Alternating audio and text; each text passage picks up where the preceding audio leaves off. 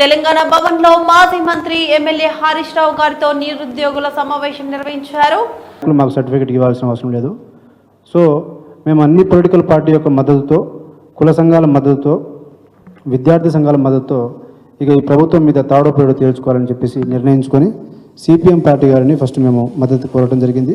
దాని తర్వాత మీ దగ్గర మేము రావటం, రిక్వెస్ట్ చేయటం, దానికి మీరు ముందొచ్చి మాకు అండగా నిలబడతా అని చెప్పేసి మాట ఇచ్చినందుకు మేము హృదయపూర్వకంగా తెలంగాణ నిరుద్యోగ యువత తరపున కృతజ్ఞతలు తెలుపుకుంటున్నామన్నా.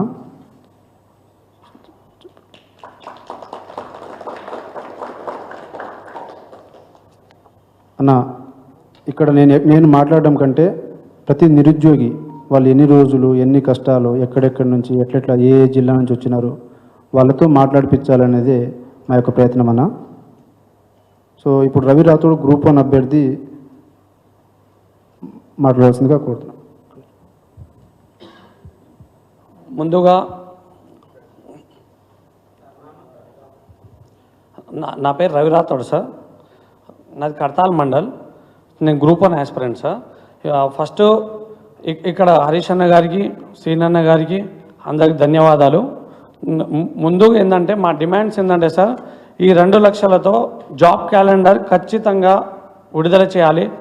లేని పక్షంలో ఈ యొక్క స్థానిక ఎలక్షన్లలో ఆ లోపు నోటిఫికేషన్ అన్నీ విడుదల చేయాలనేటువంటిది ఫస్ట్ డిమాండ్ సార్ మాది.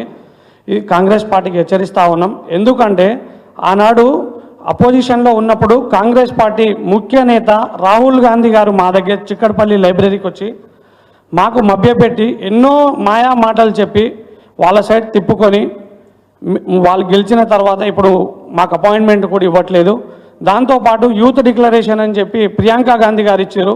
యూత్ డిక్లరేషన్లో ఇచ్చినటువంటి అన్ని హామీలన్నీ తుంగలో తొక్కేసారు.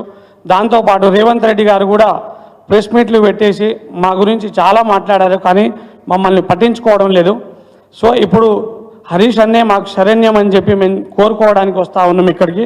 దాంతోపాటు పదే రేవంత్ రెడ్డి గారు మీరు ఇచ్చినటువంటి నోటిఫికేషన్ ఎంత, మీరు ఇచ్చినటువంటి జాబ్ ఎంత అనేటువంటిది మీరు తెలుసుకోవాలి.